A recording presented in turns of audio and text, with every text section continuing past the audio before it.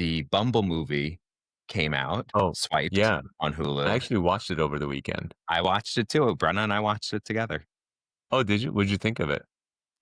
It was better than I thought it would be. Now, given I have no idea what's reality and what's fiction, Yeah. but I thought as a movie, I enjoyed it. I find with a lot of these like straight to streaming movies, they're kind of like subpar. But Right.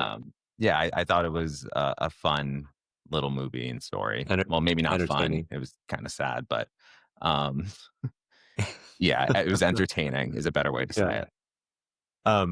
I thought it was interesting that, they didn't collaborate with Whitney Heard to make the movie. So It that seemed that like they was couldn't based on the NDA, if I was understanding correctly, yeah, or at quite least for possibly. part of it. Yeah, I don't know.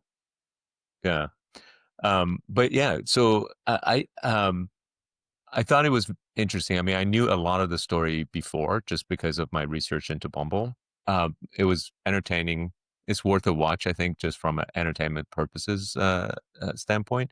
I after watching it, I didn't come away thinking that it's going to do anything for the company, the stock, the product, none of that.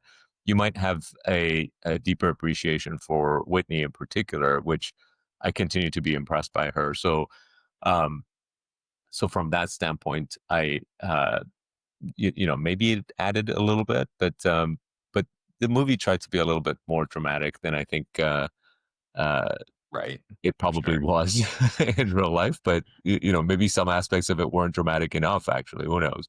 But anyway, I don't think it's going to have any sort of impact on the company or product. No, But yeah, yeah, like I think it's definitely affirming that like Whitney in particular is a substantial enough individual where they made a movie about her, but yeah. I don't think it's going to, like you said, affect the stock price in any way.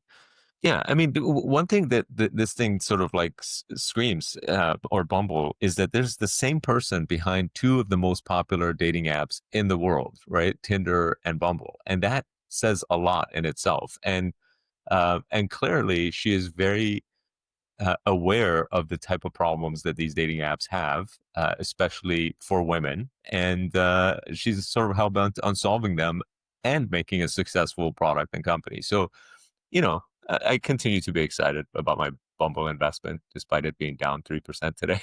So, So or maybe it might be down more. I'm not sure. the But go ahead. international arm, like was it Badoo?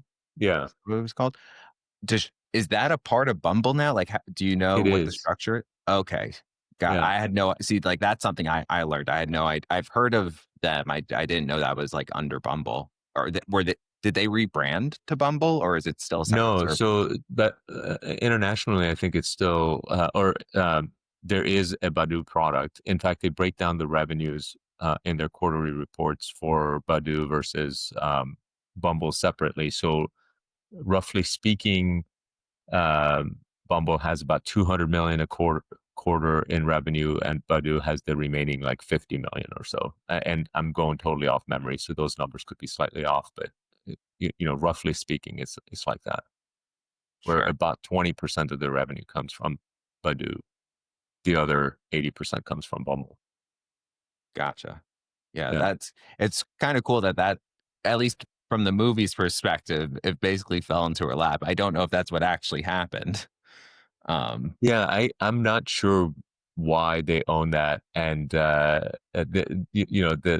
was some controversy there that we won't spoil the movie that is worth watching the movie for, but and also the initial investor of Bumble, she, based on interviews of her that I've seen, what seemed to be consistent with the way that the movie portrayed it is like this sort of Russian guy who comes in and like is a big fan of hers and basically says, "Okay, do what you want and I'll invest." But yeah, yeah, he was able to spot talent. right, right, exactly.